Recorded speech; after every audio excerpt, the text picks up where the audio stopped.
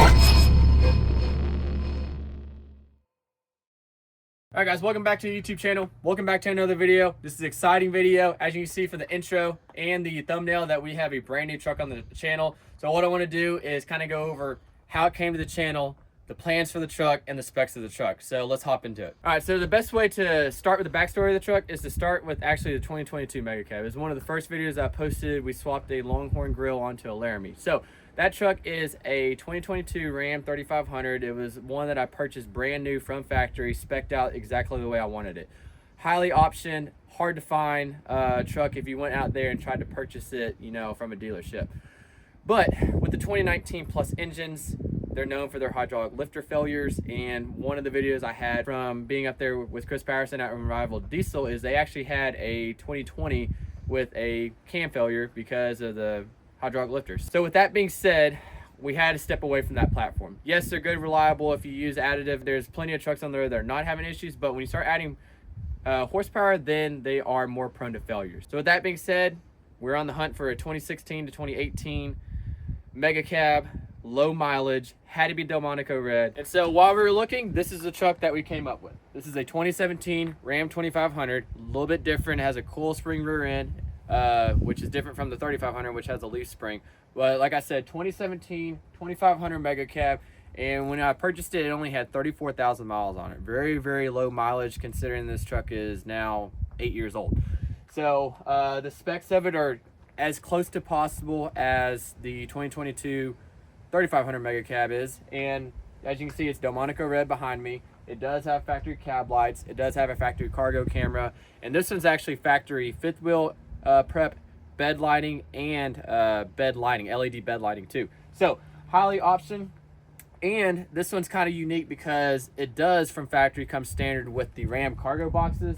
This one doesn't. Cannot stand those. Those are ugly. They suck in the bedside, so your bed is actually narrower than one that doesn't have them. So want to stay away from that. And the only thing that kind of turned me off a little bit is it did have the chrome option selected on the window sticker. So if it didn't, it would have had color matched bumpers. So we'll take care of that. We'll do a whole paint match scheme on it. We'll take care of the chrome here.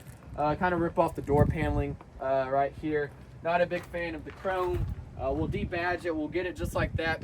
And another good thing is I sold the 2022 to my dad, so it's still on the property. If you see it right over there, you can see it parked up there under the awning.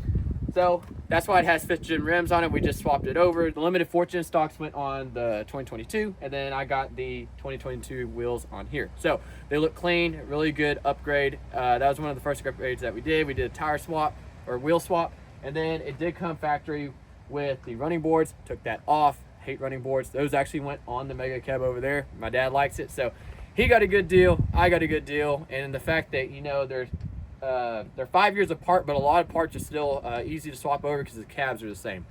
And then also had a front grille. I'll throw a picture of it when we first got it home. But yeah, that's kind of just the truck itself right now. So we'll get into more detail on kind of the story about how it wound up. It was a little bit of journey of getting this truck. This is not a Texas vehicle. This is a Florida vehicle. I've been in Florida its entire life for all 38,000 miles on it. So ran the Carfax, no collisions, things like that. So everything checked out, and so bought it sight unseen. Bought it over the weekend. I was actually at a wedding, getting ready to be part of the wedding party, and I was texting the dealership trying to get all the paperwork and DocuSign sent over, and then Mom, being gracious enough as she is, she was the one who actually flew out there with my aunt and went to the dealership. I was on FaceTime, did all the signing, you know, making sure everything was good, and then they drove it back from Florida. It was a 2-day trip coming back. They had to stop and see some manatees. Yeah, they had to stop and see some manatees. It would have been a day trip if they would have just got on the road and got home. But that's besides the point. So now it is in our possession. I've been driving it for a little bit, kind of gatekeeping the truck. There's one Facebook post out there about kind of ripping the lettering off on the tailgate, but if y'all seen it, then you kind of know about it. But other than that, then it's hasn't really been touched. As you can see, looks really good. So we'll get deeper and I'll show you the interior. We'll kind of look at it. It's really nice, basically perfect what I was looking for. It took 8 months to find, like I said, and it was a job, I'll tell you that. It's every day looking, making sure that you don't miss a post, and then checking different websites, Facebook Marketplace. You got to do your work to find a truck like this in good condition, and, you know, not let it slip through your fingers, or you know, not ever catch it because you're not checking constantly or daily on the websites. The Car Gurus is the one that I found this one on. So if you just set your filters, your parameters, then you can really kind of nail down. And it's the only website that you can select by large crew cab, and that actually is specific for just the Mega Cab. So if you're in the market for a Mega Cab, Car Gurus is where you want to be. All right, guys, so here it is in all our glory. So we'll kind of step inside and just take a look. But limited interior, you had the nice design on the leather. You had the limited leather seats design right here as well. Then you had the limited badge right here. But for a 2017, she is nice.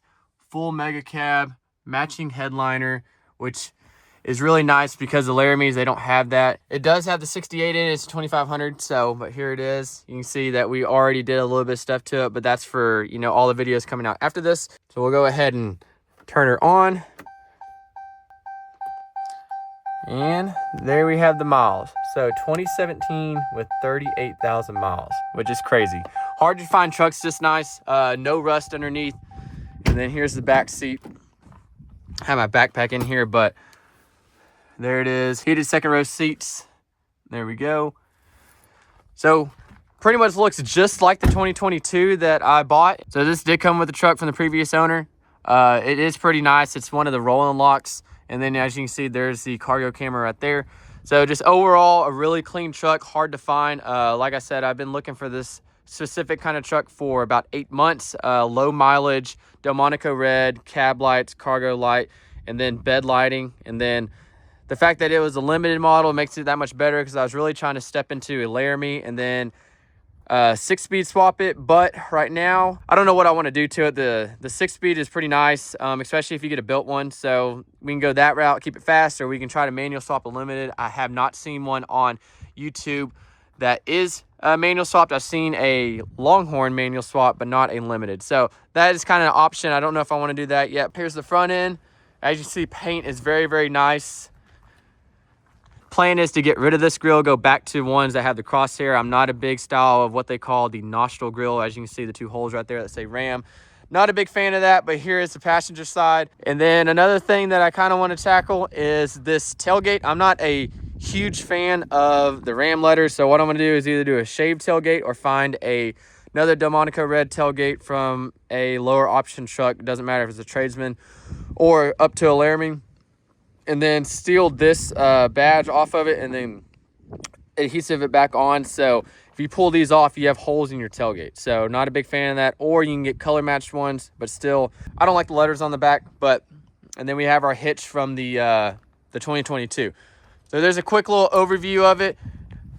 So yeah, I'm gonna throw the window sticker up on the screen right now. Let y'all look over it. You can kind of see it's factory 2017 Ram 2500 4x4 mega cab up there at the top. And I don't even have the window sticker in front of me. I'm just trying to remember what it has.